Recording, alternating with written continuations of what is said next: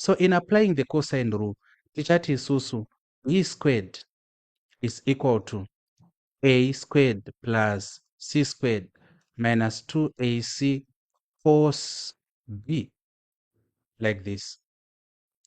Tadaro manje, titabva tati isusu, let us now substitute. This is a very important part. Takuda kusubstitute.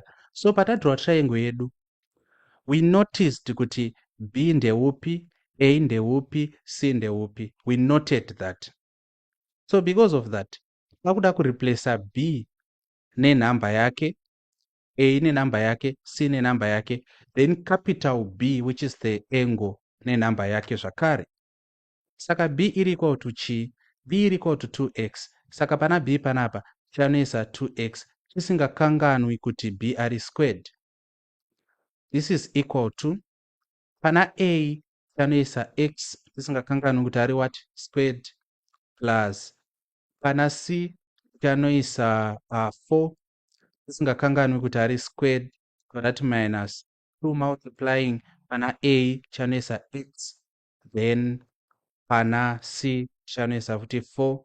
This is the cos of 120 degrees. So the reason why tatsvaga iri b in a way kuti tichada kuzoti cos of b muhombe, tanga tisingakwanisi kutsvaga ya a because hatina angle, kana kuti ya c because futi hatina angle. You understand? Okay. So tiri pano manje, let us now solve. Saka tikati 2x squared. 2x squared, we should know kuti if we have ab squared, I am a laws of indices. ab squared is equal to a squared times b squared. Saka squared iri kunze uko inoita square everything inside the bracket. Saka 2x squared yakasiyana. Hehe. The reason why nchiti kana mchinyora zvinhu zvine masquare, always put my brackets in a way kuti I want to protect you from this fundamental error. What is this fundamental error? Fundamental error ndeyekuti kunyora kuti 2x squared nekunyora kuti 2x squared zvakasiyana. Zvakatosiyana zvinhu izvi. Yet kana ukanyora izvi panapa, unenge wanyora chinhu chiri wrong. Chiri correct kuti 2x squared, because we need the square of b ari wese, of which kunyora 2x squared wango square the variable part of b alone. Saka whenever you are writing something chinenge chiri raised to a certain power, you should put it inside brackets. Otherwise, you make really fundamental mistakes. So applying this panapa, we are just going to say 2x squared is equal to 4x squared. The square of 2 and 4 and the square of x and the x squared. This is equal to x squared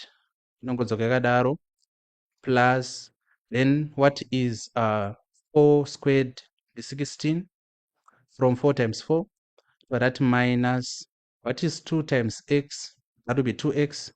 In fact, we can just say what is 2 times 4, the 8.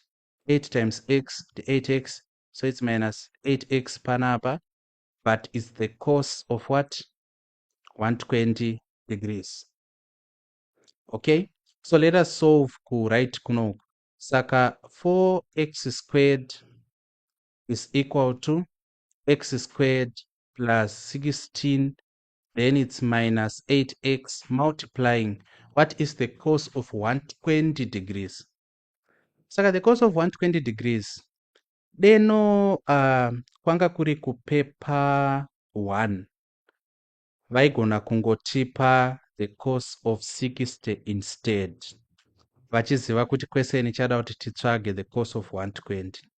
Rega ndiisire pano, iyi inobvunzwa mumacomments kana munhu ari interested, kuti kuri kuti tapiwa the cos of 60 tinowana sei the cos of 120. Tinokwanisa kuiwana, hint ndeyekuti tichashandisa ma-trig ratios ema-obtuse angled triangles. In particular, minus cos theta is equal to the cos of 180 minus theta. So if you are interested, muma comments, let me continue with my work. Saka, this is paper 2. So because it's paper 2, we are just going to put it into a calculator. Put it into a calculator, we are going to find out that the answer is minus 0.5. You can verify this on your own, of course. Sakatadaro, let us solve further. So it's 4x squared is equal to x squared plus 16. Then what is minus times minus? Anoita plus. Please revise my directed numbers. These are fundamentals of mathematics. You should know how to deal with them.